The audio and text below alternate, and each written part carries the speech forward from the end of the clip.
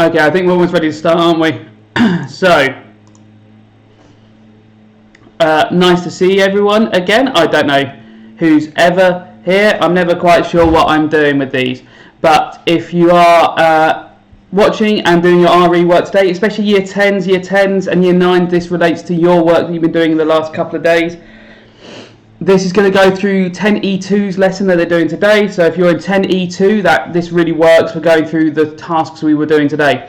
This is Shia Muslims' five roots of faith, which is a variation on the 6 articles we did the other day. So, have I done the wrong one? I have.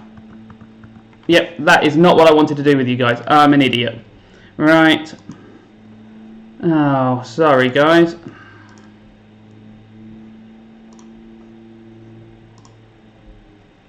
Am I sure that's wrong? Yeah, I'm a fool. Right. Bear with me.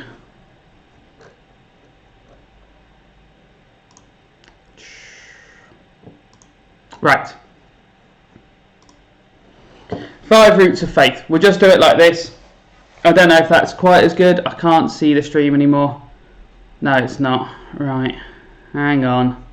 What happens if I do that? That full screen now? Is that full screen now? No, it's not. Oh, golly gosh. Right. Move you off the side. Move you up there. There we go. That'll do. That'll just have to do, pig. That'll just have to do. So, no, what? No, go away. Judgment Day. There. Haha. Right, the 5 roots of Usul ad-Din in Shia Islam are essentially the 5 roots of faith. In the exam, you won't have to remember to call them the roots of Usul ad-Din. You'll just need to call them the 5 roots of faith. When we say roots, we are talking about them being the basis of the religion, the fact that they're at the base of the religion, holding everything up. They are the counterpoint to the 10. Oh, thanks, Harry. Thanks, Harry. Someone's in the chat talking to me. I don't know how that's working. Right. So the roots are the counterpoint to the Shia Muslims' 10 obligatory acts. The 10 obligatory acts are the 10 things that all Shia Muslims must do, and the 5 roots of faith are the reasons that they must do them. The 5 things that mean, the 5 beliefs that all Shia Muslims have that sort of justify all their actions. If you don't have the 5 roots of faith, then none of this matters. The 5 roots of faith are the reason that you would go through all these ordeals as a religious person. If you don't have these beliefs, then religion is pointless. That's not to say that I'm claiming that this is all true, but if you are going to make these sacrifices of time for prayer, of money, of fasting, of being willing to die for your religion to some extent, then you must have some beliefs that make it worth dying for. And that's what the 5 roots of faith are. Now, some of them are the same as the Sunni Muslim roots of faith, so these might get repetitive, I'm sorry. But some of them are different, okay? So, the first root of faith is once again Tawheed. Tawheed is massively important for all Muslims. It cannot be repeated enough. It is the basis of all worship in Islam. By that, I mean there is only worship because there is one God. If there's not one God, if there's many gods, then why would you worship this one God? So this comes up again and again and again. Okay, Tawheed is so important. And what's really nice is you can just drop it into any question and get extra marks for it. Oh, why would you fast? Well, you can't really link fasting to Tawheed, can you? Oh, can you? Oh, fasting is a way of showing dedication. Because Muslims believe in the Tawheed, that there is one God, they must show that one God that they are worthy by giving something up for him. It can be dropped in everywhere, Tawheed, in your exam. And it just makes you sound like you know what you're talking about. Oh, Diet Coke's good. So, always drop in Tawheed if you can. Oh no, my little box is over the bottom words. How do I shrink myself? Shrink myself. Whoops. No. Ooh. I'll move myself up here. I'll go up here. Haha. I lord over it. Right. Okay. Can I? Oh. Right. There. I don't believe in birds. I don't believe in birds. All birds are robots. Right. Look, there it goes. I don't believe in birds. So, that's the Tawheed. Massively important for Shia Muslims. Don't forget, Shia Muslims only make up about 5% of the global population of Muslims. It's much smaller. The main nation that is predominantly Shia Muslim is Iran, and Shia Muslims and Sunni Muslims have a great deal of conflict between them. There has been conflicts going on for thousands of years now, over 1,000 years now. Back from when the religion split up into Sunni and Shia Islam, conflict started almost straight away. That conflict was driven by who was meant to be the next successor, and we'll do stuff about the successor on the last slide. But the uniting factor for Muslims should be the Tawheed, the idea that there is one God, and this oneness of God should always come above everything else. Now, this is the most chaotic one I've done so far. Al-Mad. Al-Mad is the day of resurrection. Not, oh my lord, now I'm over that bit. Oh, I've got to keep moving. This is like me running around the classroom trying to get out of the way. Right. I'm in the way of the board everywhere here. So, me. I don't believe in birds. So, Al-Mad is the day of resurrection, not the day of judgment, okay? The day of resurrection. This slight difference between how Sunni Muslims and Shia Muslims refer to it in practice doesn't mean an awful lot, and I think most Muslims would agree on these things, but in the exam you need to be careful. For Sunni Muslims you'll get the mark for saying day of judgment, and for Shia Muslims you'll get the mark for saying day of resurrection.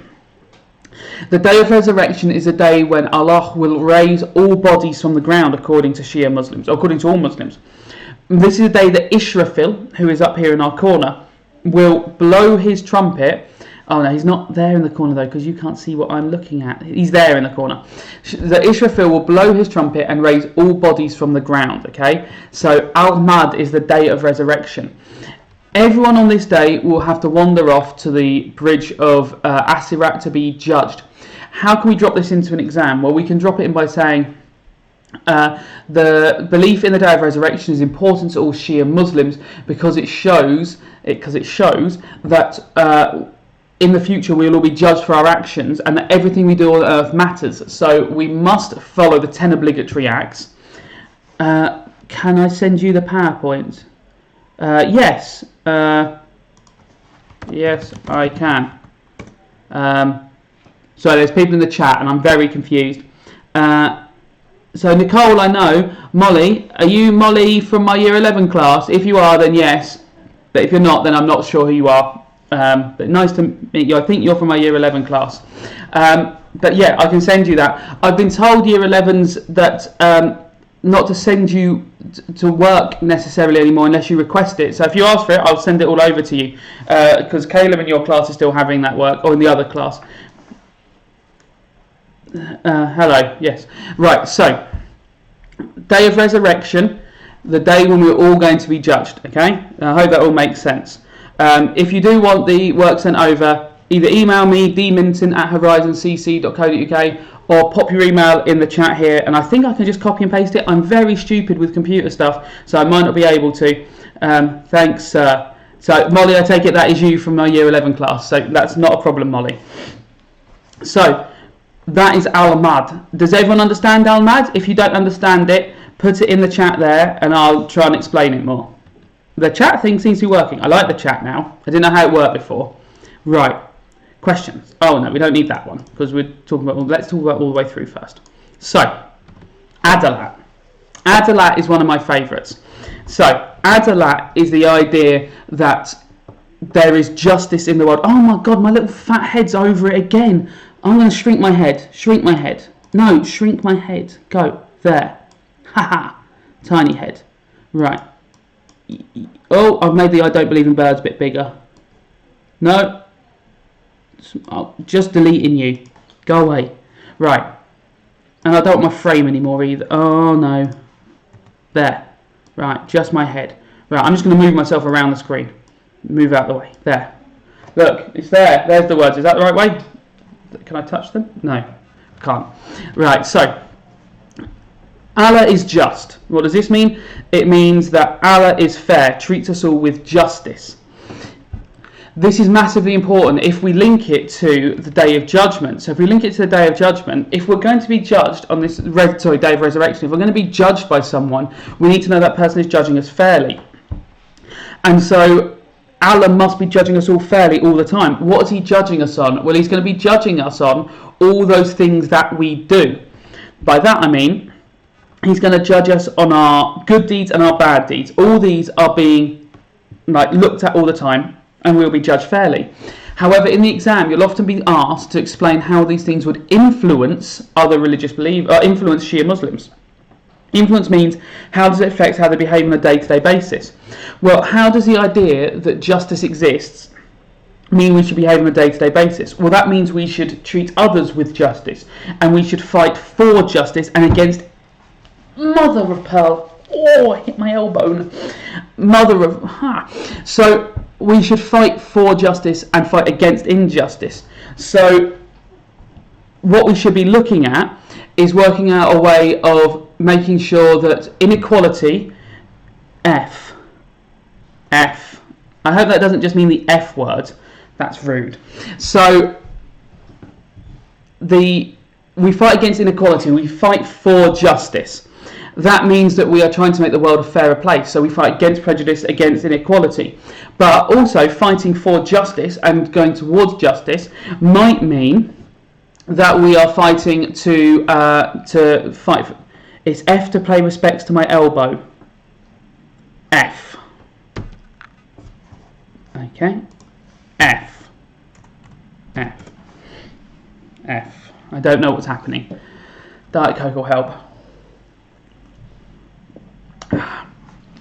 So, we might want to fight for justice. When would a Muslim fight for justice? Well, for Sunni Muslims and Shia Muslims, we have Jihad.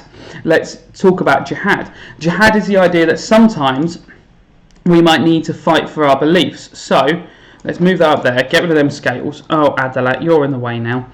So, we can have Jihad, okay? I want to just have the spelling of it there. Jihad is the idea that sometimes you need to fight for your beliefs. Now, there's two forms of jihad, the greater jihad and the lesser jihad, and if we talk about jihad in another video at some point, I'll explain all the differences. But the lesser jihad is your willingness to die for what you believe in, okay? I do not have many things that I would die for, certainly not my beliefs. I don't believe in anything enough. I would die for my family, probably, hopefully. But dying for my beliefs, would I die because I believe Arsenal are the best football team? No, I probably wouldn't. So I would have to only die for things that I think are so important they are worth dying for. For Sunni and Shia Muslims, your religion is important enough that you will be willing to fight and die for it, and this is the lesser jihad, your decision to fight for it. How does that link to justice? Well, fighting for justice and being willing to die for justice could be a sign of adalat, and that you would be rewarded. So if you saw an injustice taking place and decided to fight against it, say your religion was under attack and you fought back, you could argue that for a Shia Muslim, that is adalat. That is a belief you have that God is just and you must fight for justice, so you are willing to go to war for this. Okay?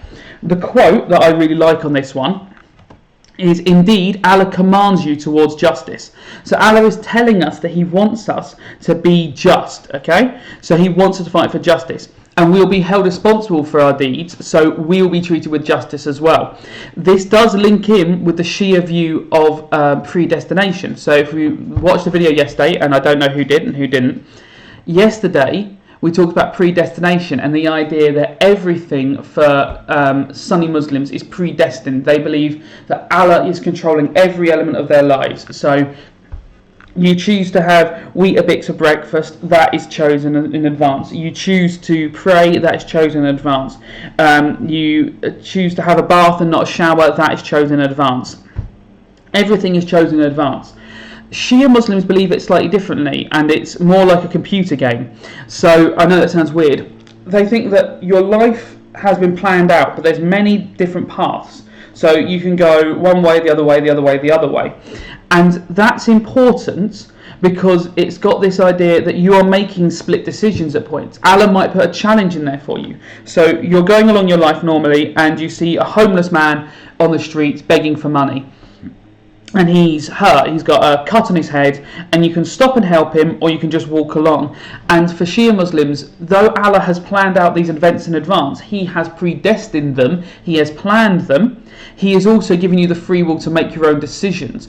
And that is part of justice, because He's going to judge you on these actions, and He's commanding you towards justice. So when you see an injustice, Allah is giving you a chance to right that injustice. Am I doing these every day? Yes. I have nothing better to do. It's quite sad. Right, I probably don't need to type it, I could just say it, can't I? Yeah. Think about that. I can just say things, not type them in there. Mood. We've done this one before, Molly. I can't remember what mood meant. Mood. So, Adalat. I like Adalat. Now, this is my favourite word in Ari. Okay, this is Nubuwah. Nubuwah is prophethood, and this is important for Sunni Muslims and Shia Muslims. In the 6 articles of faith, this just gets referred to as Risala, the idea of prophethood, of a message coming from Allah. For Shia Muslims, it is Nubuwah. Nubuwah is the idea that some people are picked as prophets. I miss our RE lessons. I'm not sure who you are, Lilster May XX. Sorry, but I miss my RE lessons too. I miss teaching already. It's only been Monday, Tuesday, Wednesday, 3 proper days. Lily, oh hello Lily. Nice to see you. So, Nubuwah, you guys... Right, okay, it's nice to see you all in the lesson. It's lovely to see you all. Would it be your lesson today? Yes, it would be your lesson today. So, Shia Muslims believe that Allah chose certain men to guide people to the right path. Okay, now, the right path, Ufis. Okay, I don't know what Ufis means either. You're just trying to make me say weird words now. Right. Oh, does it, Harry? Thank you for that. That is really going to cheer me up this week. I will watch that with my wife and baby, who will not understand it. So, the right path is the path that leads us, 1, into paradise. That's the right path. 2, leads us to worship one God. So, it leads us to worship one God. And 3, it leads to us living a righteous life, living a good life. And they sort of all link together. So, the Prophet's job is to lead us to these places. The most important prophet is Muhammad for Shia Muslims and Sunni Muslims. So we talked yesterday on the video about the idea that there had been many prophets before Muhammad, and that the first prophets were people like Adam from Adam and Eve, and Ibrahim, who's Abraham in the Bible, and Moses, and it goes all the way to Jesus, and then finally with Muhammad. But there are many other prophets. There's the most important prophet is Muhammad, who is the seal of the prophets. Seal as in to stamp something and seal it, not the seal as in the animal that eats fish. That is different. Now, Muhammad, being the seal of the prophet, delivers the final message to lead us down this path. But for Shia Muslims, as we'll talk about in a second, what's really important is the Imams, and we'll talk about the Imamate in the next one. But the Imams, I-M-A-M-S, the word down the bottom here somewhere, is...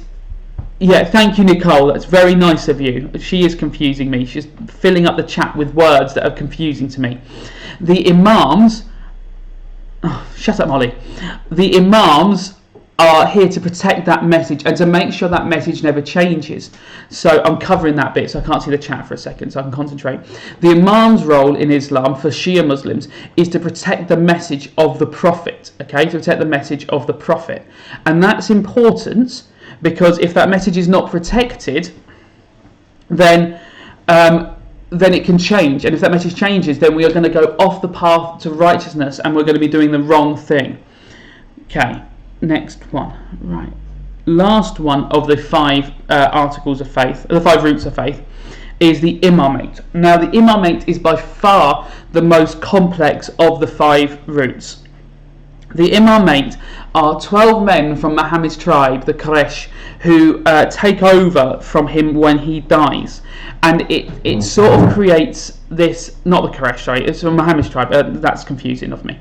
They're just 12 men who take over after Muhammad died, not at the same time, as sort of a family connection going down. So Muhammad dies, and this split immediately happens between Sunni and Shia Muslims, and this is the argument between who should have been the next leader of the faith. So whereas Sunni Muslims argue that that next person should be Abu Bakr, who's the best friend of the Prophet, who did prayers when the Prophet was dying, who took the last rite ceremony, was really important and had been there since the very beginning of the faith. Shia Muslims claim it should have been Ali. Ali is a hugely important figure in Shia Islam. So important, in fact, that they lead him into the Shahada. So the Shahada, the Muslim statement of faith, the Shia statement of faith is, there is no God but Allah, Muhammad is his messenger, and Shia Muslims add, and Ali is the friend of Allah. And that's nice to say he's a friend of Allah. They don't mean that he's hanging out with Allah, like going to the shops and eating chicken. There's been no chicken at the shops for days, and I miss chicken very, very much. I'm sad about the lack of chicken in the world at the moment. That worries me more than anything else. When will chicken return to my life? There's no KFC near here anymore because they're refurbishing it, but they've stopped because of all the trouble. I miss chicken. I got mince. So, Ali is the leader the Shia Muslims want. It is a big issue. Thank you, Molly. I'm very sad about the lack of chicken. I hope you in Barnsley have all been able to get chicken. Sheffield, the chicken is lacking. You had chicken in McDonald's. Well, I'm very jealous, Mr. Blue Rider. So, Shia Muslims believe that Ali should have taken over. Ali, and this is a bit incestuous, and I do apologise. Ali is Muhammad's son-in-law. So he is married to. Ali is married to Muhammad's daughter. He is also Muhammad's cousin. Professor, what are you doing? Come here, Professor. Right, up here. Right. Oh. Sorry, the professor's bothering me. So, sit. Good, Professor. Oh, that would be nice if you could find 100 chicken nuggets for me. So, Ali takes over for Shia Muslims after Muhammad dies. Now, that's really important for Shia Muslims because they believe that he has been the one chosen. They say that as they were coming back from Mecca from the last time, Muhammad stood up and chose Ali to lead the faith.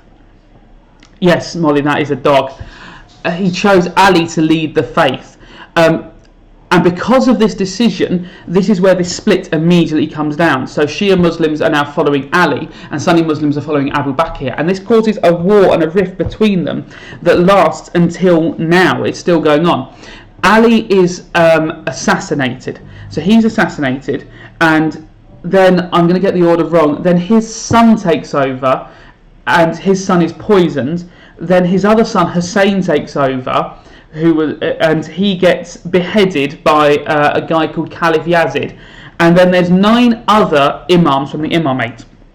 There's 9 others, and they are all poisoned. So it goes assassinated, poisoned, beheaded. That's the first 3. Then poisoned, poisoned, poisoned, poisoned, poisoned, poisoned, poisoned, poisons, and then the last one isn't poisoned.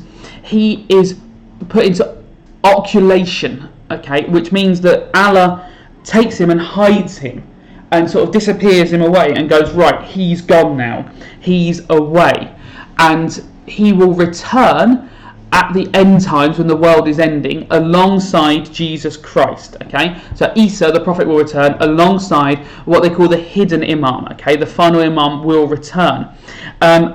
And he will return. And the imamate is hugely important for Shia Muslims because it's the idea that Henry VIII had nothing on this family. That's true, that they are much worse than Henry VIII in terms of how many people get killed. Thank you, subscriber, to Mr. Minton Revision.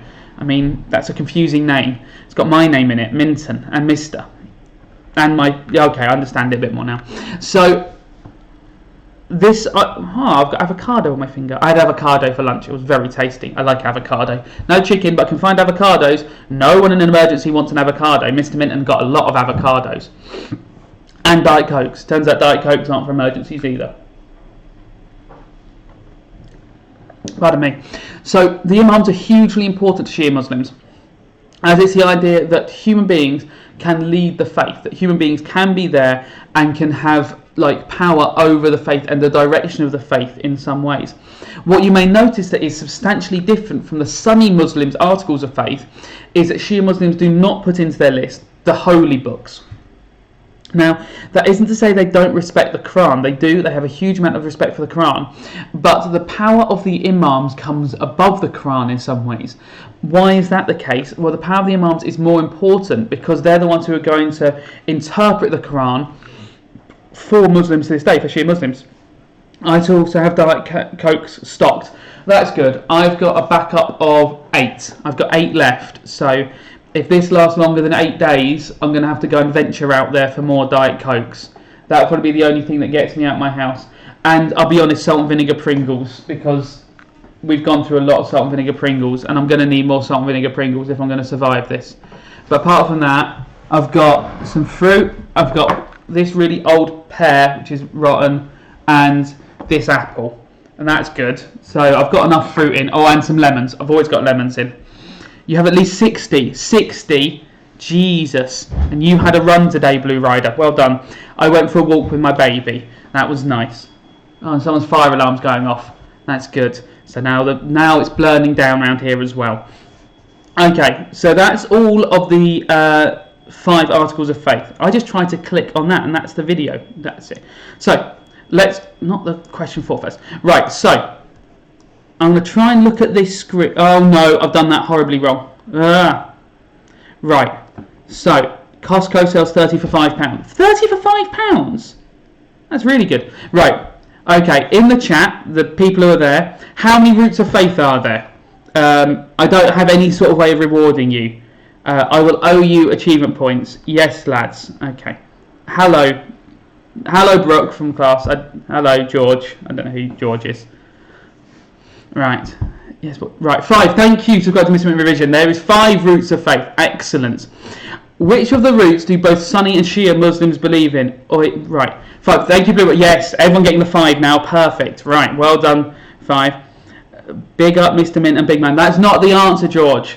All right. 5. Yes, Molly. Well done. 5. Too late on that one. Which of the right, okay, this Tawheed, thank you, Blue Rider, excellent. No E on Tawheed though, okay? It's not Tawhid, Tawheed, okay?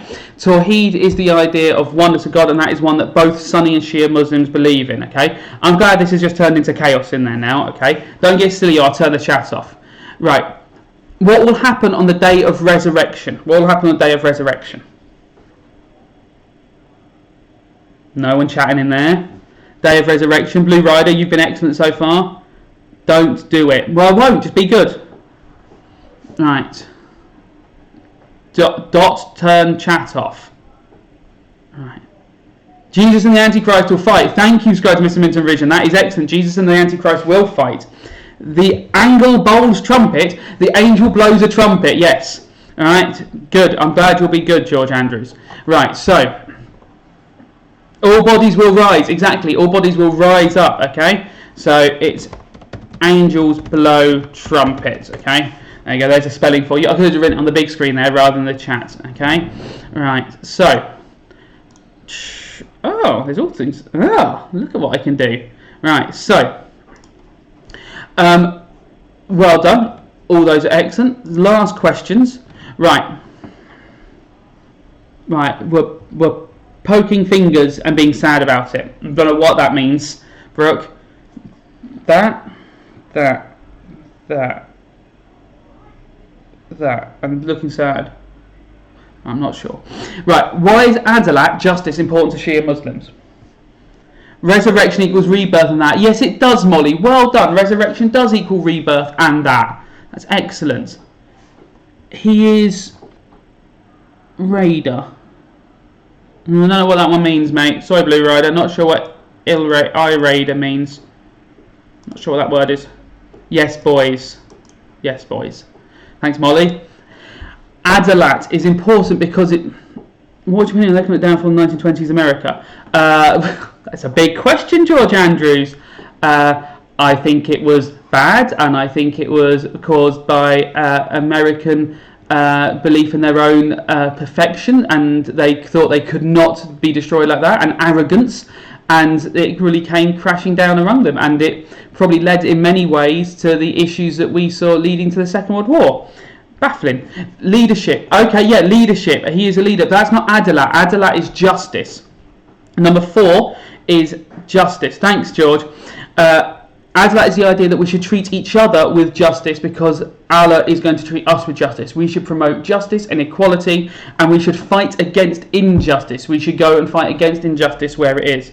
Love you, G. Thank you. Bit awkward. Right. Or maybe you just love Ugg. I don't know who Ugg is. Ugg boots. Maybe you love Ugg boots. What is the job of a prophet? Maybe Blue Rider was doing question 5. Leadership. The job of a prophet is leadership. Right, okay. Yeah, that's it. Blue Rider, excellent there. I wish I could give like points on this. There's no way of giving points. Blue Rider gets a point. Right. Oh, that's gone red. I don't know what an SS means. SS were Nazis. Right, what happened to the last Imam? Why was the last Imam not around? How come he's the only one who doesn't get poisoned? What happens to the last Imam?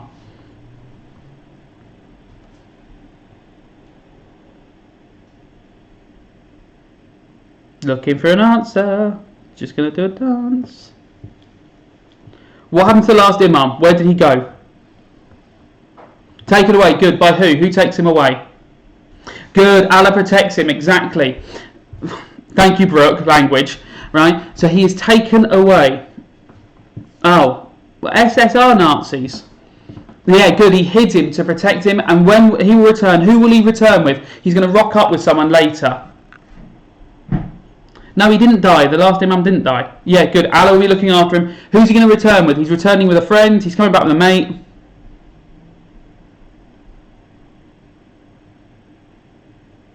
Not some bloke, Molly. No, he's not coming back just with some bloke. Isa, good. He's coming back with Jesus or Isa. Fantastic. Molly, some bloke. Just rocking up with some bloke. Oh, George. George, you've been put in time out. There you go. Right. 300 seconds. Yeah, thank you, Jasmine. He's back with Jesus. Exactly right. Okay. So, okay, guys. That's my last one on them. So, thank you for joining in. Mostly being sensible. It was a pleasure to see you all today. And I'll be back tomorrow with another video. Oh, no. How do I end the stream? Right.